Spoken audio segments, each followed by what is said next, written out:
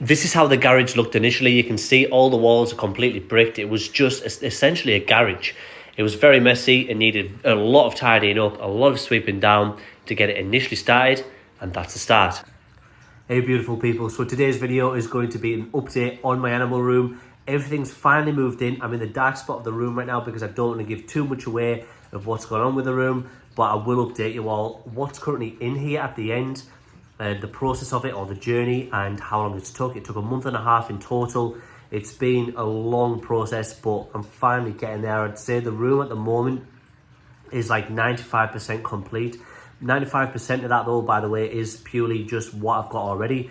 When I say, the whole room itself is probably about 20% filled, probably not even that. So there's a lot of things to come, or projects that I've got in the works in the future. And I'm super excited to show all of you guys exactly what I've got going on and exactly what's to come. So make sure you stick around, and I can't thank you all enough for being here, for supporting me. You're all awesome, you're beautiful, and yeah, thank you all very much. As always from me, peace and love. I'm out. The first thing they did was put up all of the false walls, insulate the room, put up the plasterboard pieces, but put the insulation behind those plasterboards, but they did the whole thing in total. The next day, they finished all the insulation, all the rest of the plasterboards, and this whole room was insulated, plasterboarded within the first 3 days. The job on this was done absolutely insanely quick.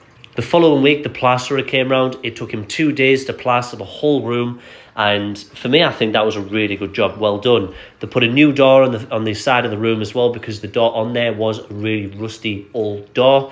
So the whole room was plastered, and time to paint it. Oh, and the electrician also came around, fit the lights, and also all of those many sockets that you can see around the whole room. I had to whitewash it. I decided on one side would be green. I had to weatherproof the floor, make sure all that flooring was weatherproof before I put the carpet down. I did all of the carpet myself and ended up slicing my finger in the process, which I was going to show on this video, but I decided not to because it's quite graphic. But anyway, it's healing well, and I was still able to go to Denmark and build a tank for Anne Holifer in the meantime.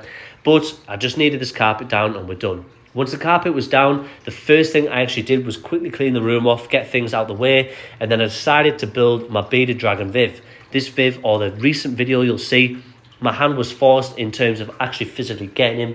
It's not the tank or design I wanted for my bearded dragon, but I think it's going to be really good for the initial one until he's a little bit older, when I upgrade the size of the tank, because this is a 4x2x2, which is the minimum requirements for an adult bearded dragon. But for me, I wanted to make sure he had something big, and then I could upgrade him or step him up in the future.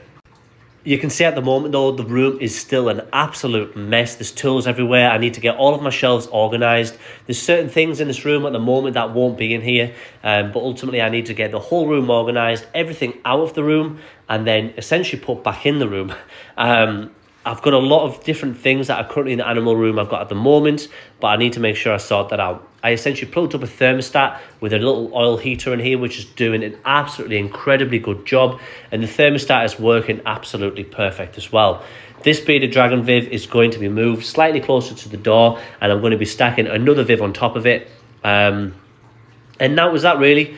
The whole room itself finally came together more towards the end of the video, which you'll see, where I explain a big or a larger description about what's happening, what's going to happen, and what we're going to be doing in the future with this whole room.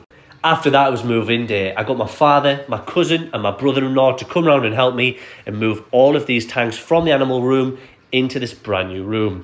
To be honest, it was a bit of a breeze, and it went a lot smoother than I thought. The only one that was a real struggle was the trap jaw tank. Now that was the one at the end. You can see us all sat around trying to get onto that rack. It was extremely heavy, and there was a lot of very venomous or poisonous stinging ants in there. So that was the hardest task out of all of this. That tank itself was just gruesomely difficult. Once all the heavy tanks were in, I said to them, right, that's all I need now. The tanks are in, I can do the rest of it. I had to set all of these tanks up on timers. I set all of the lights up on separate timers, and also the heaters and the pumps were all on different timers. So the heaters and pumps were on constantly, but the actual lights themselves, they were all on separate timers, so they were running 12x12. The same as the bearded dragon Viv. I bought 6 timers for the room in total, but I'm going to need a lot more in the future once this room's filled. And once I'd moved everything in here, the room just looked like a bomb had gone off because it was just chaos. I needed to get the filter set back up. I needed to adjust the piping on it as well. I also, at the same time, need to get all the lights running, everything going before things started to die off because, for example, my trap jaws, those have been at a constant 26 degrees since I've got them. And I know for a fact that temperature would have been dropping within that tank. So for me, it was just getting everything back to normal and the lights on, pumps going, heaters on, and you know, good to go from there. Couple tanks down, space for another one of these, spare tanks up there, spare tank there, spare tank there. Terrarium's going to be in that corner, leaves me all this bottom shelf free, this area here, this top bit, all of this top rack. This is a 4x4x2 Viv I've just bought, so I'm going to put that on top of this one. So I'll have all of this space and all of that space. So this rack's going to ultimately be moved outside. All of this stuff as well on this shelf is going to be moved. And obviously all of this will be moved outside as well. But for now it's just temporary because I don't have the time. It's like whatever time it is in the day and I go away tomorrow. So I'm just trying to get everything sorted. I left my, you know, I put them all on timers. So anything to do with heat and lighting, they go on a separate time, or the lighting, and for this one is the same. But anything to do with like water filtration or heating is all on the same one because that'll run 24/7, and then all of the lighting are on separate timers. So managed to finally get that sussed out. I also bought, I've also got another 30cm cube. Like I said, there'll be another one of those which is going here. These are still to go up. I've still got this one to build, this 4 foot to build. When you look at the size of the room, it makes you realize how big it actually is. So that's a 4 foot tank there, which is 45 deep. So whether it leaves me something for the middle lane, I think it would, because I could easily place that tank in the middle and have an additional rack coming straight down the middle. It doesn't look like it now because there's stupid carpet tiles that I still need to move out. But these bigger Vivs kind of took that space where it would have been, or what would look like a potential more space. But ultimately these will be stacked and I'll have an additional space all the way around here. All the racking, which is basically all of these tanks that I've already got, I'll be able to do all on here. And I've still got all of the space on the bottom, all the space on the tops, and then the bottom shelf here, and you know, for what else is to come. So, and just having a quick look at these racks that are outside the garage, you can see those are my Isopod custodian soils, different soil mixes. I also have a lot of these stored here. You can see there's some Oko stones, some leopard rocks, all sorts of different rocks and things that I've bought from the stores. I also have bogwood, things like that, materials essentially that I've saved over the course of like the last 3 or 4 years. These are all good for potential new builds, so can't wait to get started on these new projects inside the garage. But at the moment, just out behind me, it is still a mess. I need to sort all of outside out because everything from in the animal room got dumped. And I'm essentially organising through it all. You can see different desert sands, cocoa fibres, different mixes, and it's you know, it's nice to have all these materials here, to be honest, and finally get everything organised. I've always had them in the tubs, but it's good to just get them all in the same place on display. For if I ever need to go out and get materials for a new build, they're all here ready for me. And super excited to just have all of this available at hand. You can see those extra tanks at the top of the rack. Those are just going to stay there for the time being until I decide what I want to do with them. And when you walk in from outside into the animal room, you can see that, I just need to wipe my feet first, but you can see that inside the room it's still slightly messy. I still need to do a little cleanup. I don't know why some of them tiles look a different colour. They're all definitely the same colour tiles from the same pack, so I'm not too sure why on angles they look different colours. But all of these things like the ladder and everything else, I just need to get everything out of the top shelves, organise everything a little bit better, and essentially just move it out. The reason I'm leaving the cutting board and extensions in here is because those will be used anyway. You saw how many plugs I physically had or have, or plug sockets, so a lot of that will be used from those. And it's just good to know that I've got all the space, the sockets that I need. I've only used 1, 2, 3 sockets either side now, knowing that I've got a lot more sockets available. I've got some behind the trap jaw tank, which I can use for the top shelves behind it and everything else. And a lot of materials along the tops here that I do ultimately need to get rid of. and put outside in that storage area ready for new potential builds and anything that I need in the future. I ended up getting all my isopod tubs in here, organising all of those, refilling them with leaves, etc., and essentially stacking them up on the shelves. Just another quick video. You can see all the spare space I've got around these areas. I've sat the Viv on there. Also, before I do this, because I'll be posting this video before I do a lot of things with this, the first thing I need to do is liquid rubber seal all of it. I need to do about 9 coats. I've got 2 of those tubs in total. So let me know before I do anything if this Viv can hold the weight of this Viv. Just bear in mind that this is twice the size. Is it worth the risk? I don't want this to collapse and anything happen to my bearded dragon. I absolutely love my bearded dragon, so I don't want anything to happen to him. So please let me know in the comments if you've ever stacked Vivs or if there's potential problems I could have. They are the same width, which is why I was thinking the weight distributed between it would be okay. But now that I've done it, you can finally see the true measurements of the room. This little clip here will be slightly longer. I have tried to do my best to try and dwindle everything down to lesser clips. But that's a 3-foot tank. That's a 3-foot tank, a 4-foot tank. So you can truly see, oh, I'm just stepping all over and falling over everything. You can see how big the room really looks. There's a lot of things that are still to come out of the room, like this cutting board. Extensions will be in places, the buckets, they'll be outside. This tub here, this here. A few things along this top shelf will all be gone. The only thing I need to amend now, because I've been non-stop since about 1 o'clock today. It's now 8 o'clock at night. So I had to sort outside where all that rubbish was, which you'll have seen on the first initial bit. So I've been organising all of that stuff, putting it on new racks and organising my soil, my rocks, everything. So you'll see that none of the rocks from the previous video are now here. They're all outside. These are all my isopod tubs. But what I've got up there is some ant colonies, which I need to feed and give some sugars, some proteins. I need to get all of these shelves 100% clear. But what I wanted to do, or to start tonight, was this tank, which is my 4-foot tank. So what I wanted to do essentially was just put some water in, rinse it out, clean it down, get all them leaves out, give it a nice brush down. I've got the brush there ready. So I wanted to get this all cleaned, ready, get the infrastructure in, and just start to think about what I want to do with it, really. This was going to be a mangrove tank. The reason I'm not going to be doing a mangrove tank is purely because I'm going to need a bigger tank than this. Although it's a big 4-foot tank, it's not big enough. It's this one's 280, I think, or 300 litres. So it's not as big as I would like it to be for a mangrove tank.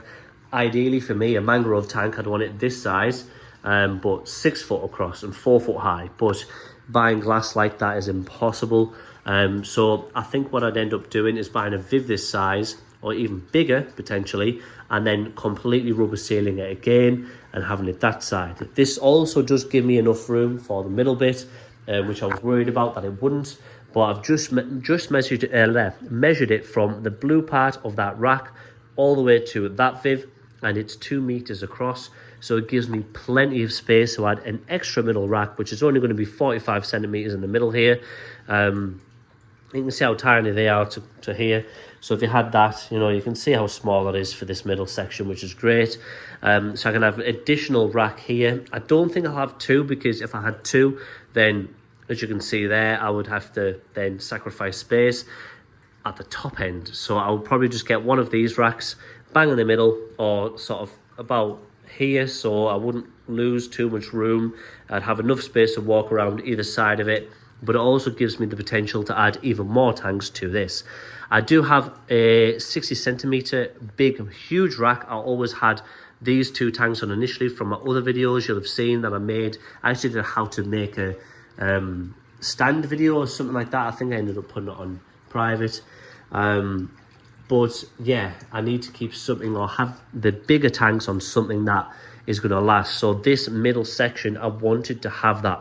I want something that's obviously bigger than this, taller than this, deeper than this. So I'm thinking of putting it here. This might have to be 2 foot.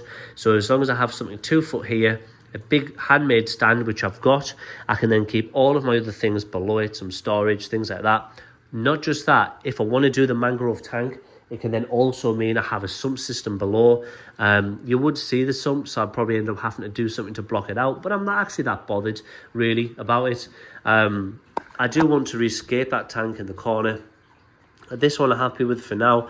Not happy, but it'll do. It's not my usual style of tank, and you know, it's going all right. The plants are doing great, everything else. But what I'll do while I'm here, I'll do a little room tour. So right now we've got my bearded dragon in here. This is a 4x2x2. He's under that basking lamp, and a lot of viewers were saying, oh, are you concerned about him being close to the lamp? I'm not really, no. I mean, he's not stupid. He's, you know, he's a bearded dragon. He's very switched on, very clever. You know, so it's not like he's going to be struggling with anything. The only thing I've noticed with him is he's always constantly getting sand on the front of that glass there. So it always gets it in these little sort of runners, which is really frustrating. I have to hoover that every other day or something. These plants are going really well. I just have these here for now because I wanted a few plants in here. This is just my grow out tank, so I didn't actually do anything with this. I initially had a Polyrachis dives colony in here, and unfortunately they died. I then decided to keep the lid covered completely, put a nice plant light on it, and just for the time being, have a grow out tank. So any plant cuttings I put in here grow astronomically, and what you can see here is essentially that.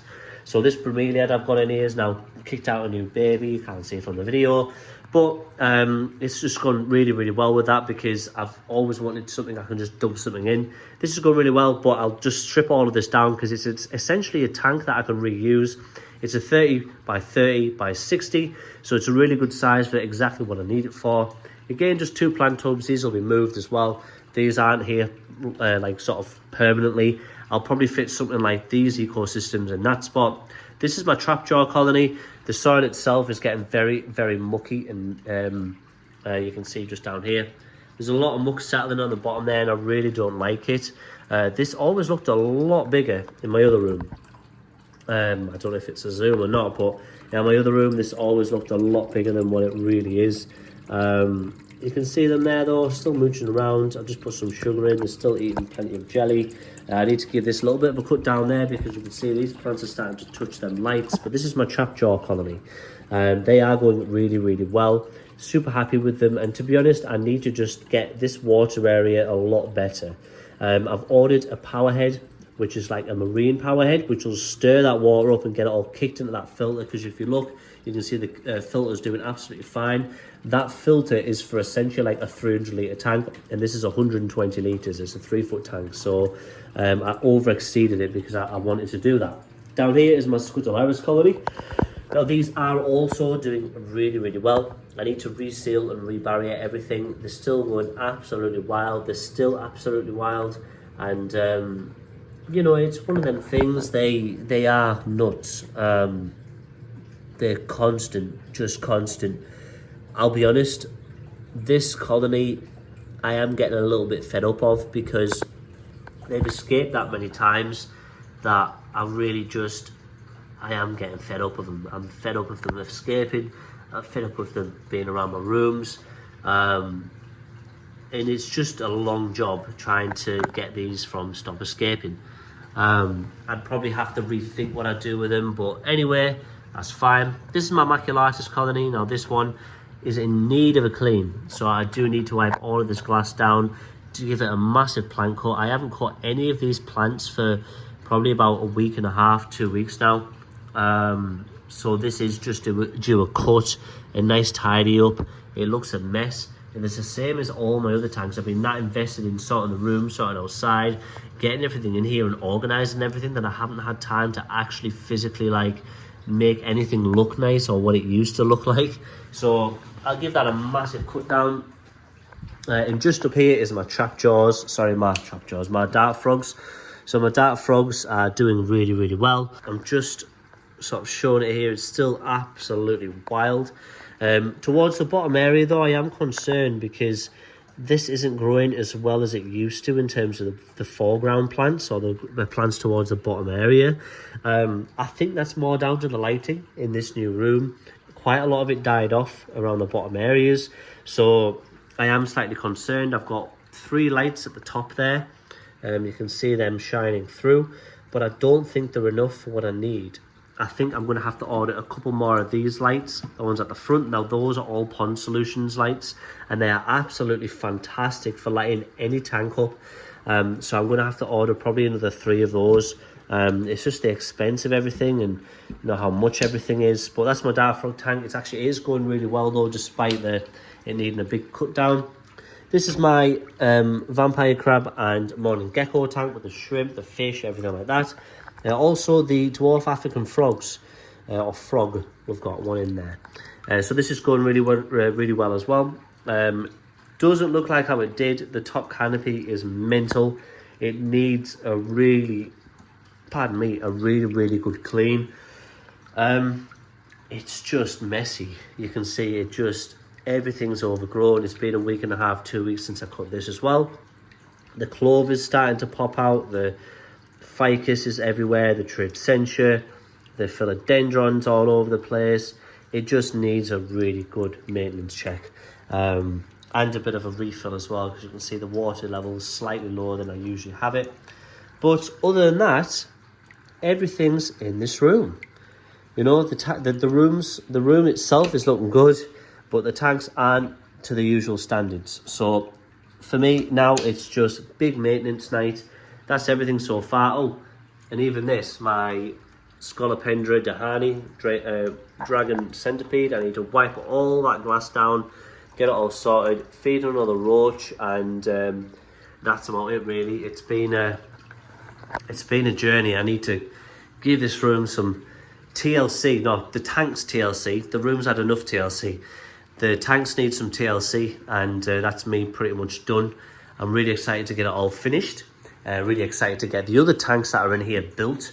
Like I say, we've got this one, that one, them two, and that one in the meantime. So that gives me 5 projects to work on or think about. But yeah, okay, that's pretty much it from me for now. I wish I didn't have to do so many voiceovers and all my audio. I did film all my audio as I was doing it, but to be honest, I wanted to chop it up quite a bit because there was a lot to run through. But I know it's been a very long video. Probably I think it's the longest video I've ever posted on the channel.